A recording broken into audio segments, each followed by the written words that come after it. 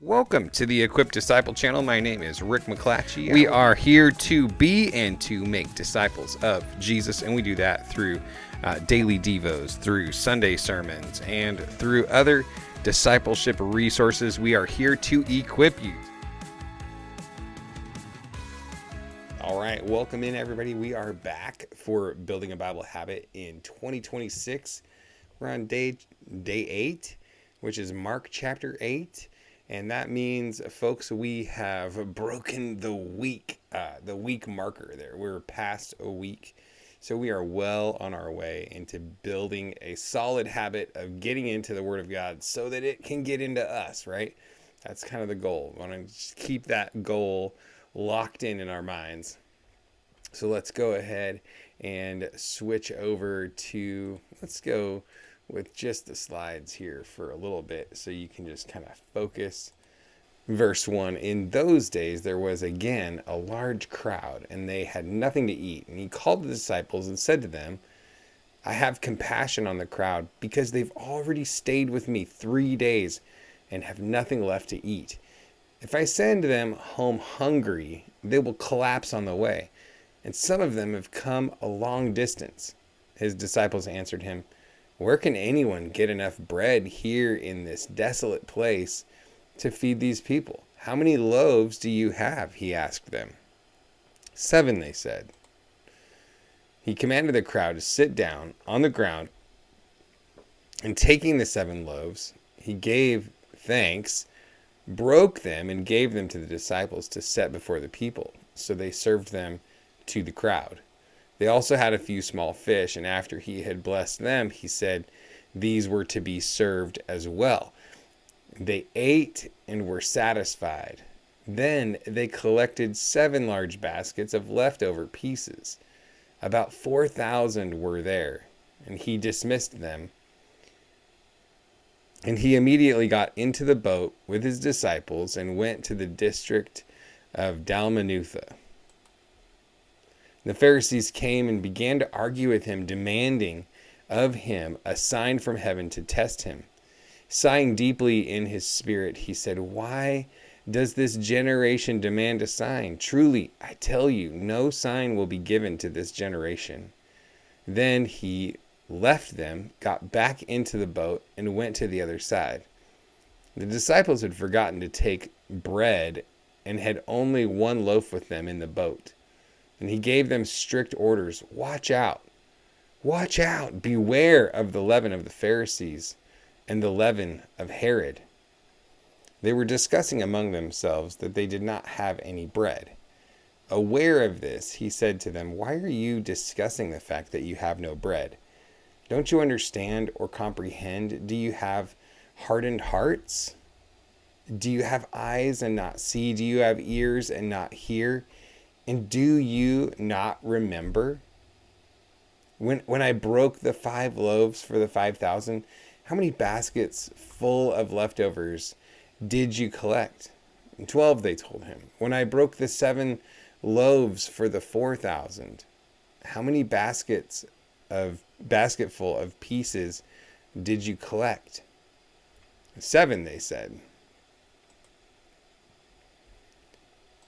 And he said to them, do you understand yet?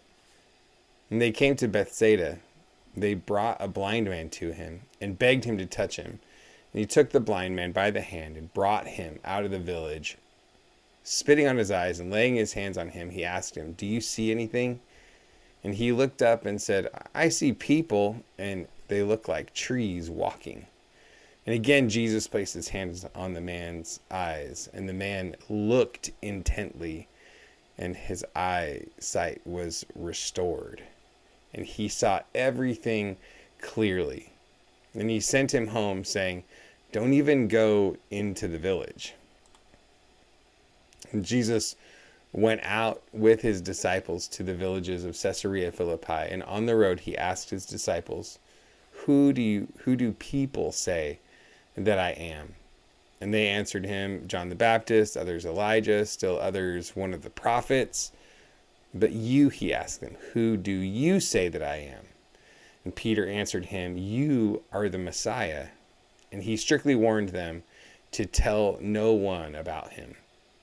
Then he began to teach them that it was necessary for the Son of Man to suffer many things and be rejected by the elders, chief priests, and scribes, be killed, and then rise after 3 days. He spoke openly about this, but Peter took him aside and began to rebuke him. But turning around and looking at his disciples, he rebuked Peter. "Get behind me, Satan. You are not thinking about God's concerns, but human concerns." Calling the crowd along with his disciples, he said to them, "If anyone wants to follow after me, let him deny himself, take up his cross, and follow me.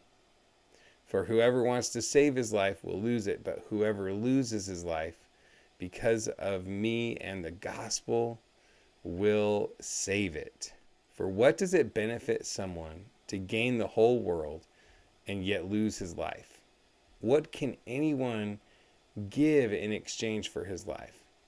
For whoever is ashamed of me and my words in this adulterous and sinful generation, the Son of Man will also be ashamed of him when he comes in the glory of his Father with the holy angels." Man, lots of stuff to kind of digest there. So I hope you'll drop in the comments a verse or two that kind of stuck out to you, and maybe just a brief, like what spoke to you about those verses.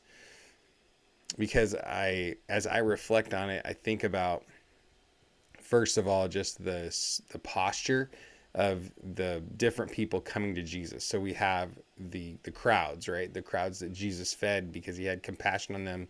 He didn't want them to go home and collapse on the way home, because they came and they dedicated their time and they listened and they were focused for 3 days, right? So for 3 days, they're out just listening to him, soaking it all in.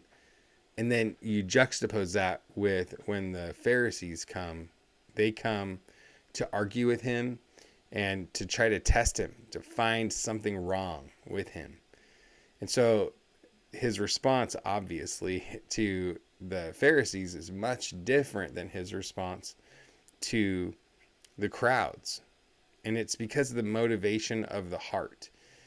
Like, why are you coming to see him? Why are you pursuing him? So I think it's helpful for us to think through, why am I coming to Jesus? Like, what's driving my coming to Jesus? Am I trying to test him and like prove to me who you are and show me a sign and all that kind of stuff? Or are we coming with broken and contrite hearts to listen and to learn and to grow? I think that's just a critical piece for us to remember. And then as we went along and you see the blind man and his healing, I just think, again, to me, you can wonder, like, why wasn't his healing complete after the first touch? And the Bible doesn't really clarify. It doesn't really tell us. So, I don't like to spend a lot of time trying to figure out stuff that the Bible doesn't make obvious, right? Because, like, if Jesus wanted us to know why he wasn't healed on that first touch, I think he would have just told us. I think he would have pulled the disciples aside and he would have described, hey, here's why I did that. Here's why he couldn't see clearly the first time. I did notice that it says the second time that he looked intently, like there was some oomph on his part of how he was looking. So I don't know. That kind of stuck out to me today. That could just be kind of anecdotal or whatever. But when he was talking to the disciples about having bread or not having bread and watching out for the leaven of the Pharisees and the leaven of Herod,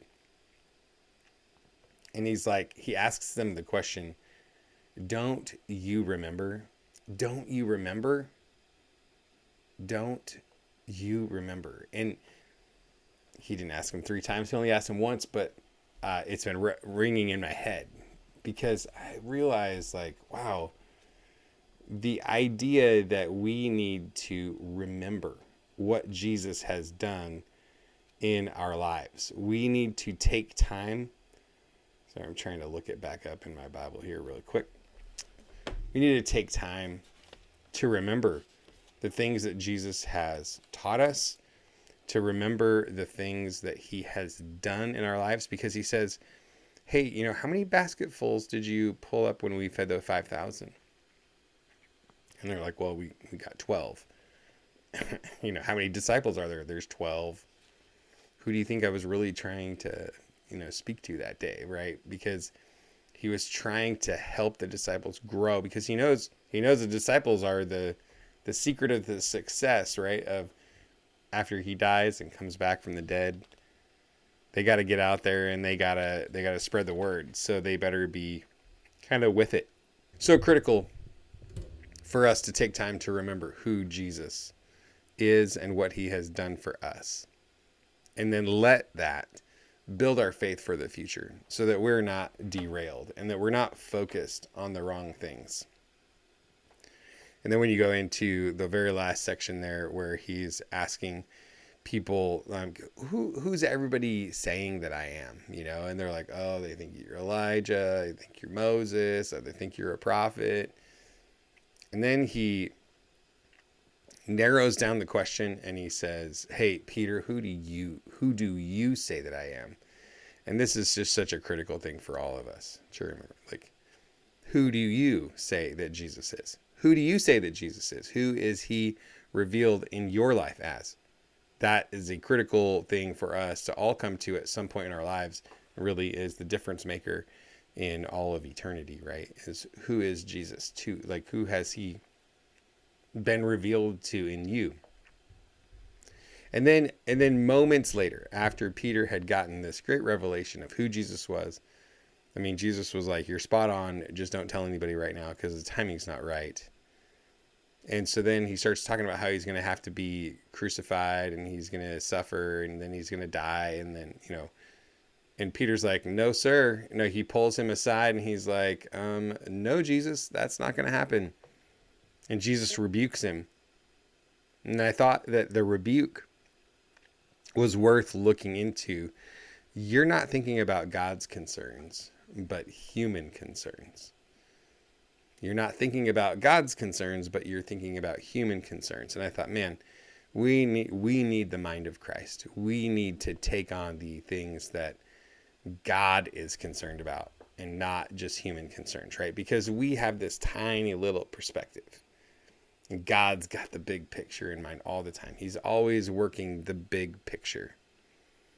If we can keep that big picture in mind, it helps us to do what is in that last section, to deny yourself, to take up your cross and to follow Jesus. And I think that is like the last action thing for us to think about today in Mark chapter 8 is, how are you doing in the realm of denying yourself? How are you doing in the realm of taking up your cross? And how are you doing in the realm of following Jesus? I think those are just critical things for us to think through, because if you've had a revelation of who he is, as Peter did, then it needs to result in the behavior of denying yourself, picking up your cross, and following him. So I hope you're encouraged today to see how amazing Jesus is, how compassionate he is, how powerful and healing he is, and that he is indeed the Son of God that came to die for the sins of the world, and that we would then respond to that. Would respond to that by denying ourselves, picking up our cross, and following him. With that, God bless you. Have an amazing day. If you're getting value out of these videos, if you could just make sure you hit the like button, maybe subscribe to the channel. You could share the video around, and also YouTube is suggesting a video right about here for you to check out. So go ahead and check out the next video. God bless you. Have a great day. Thanks for being a part.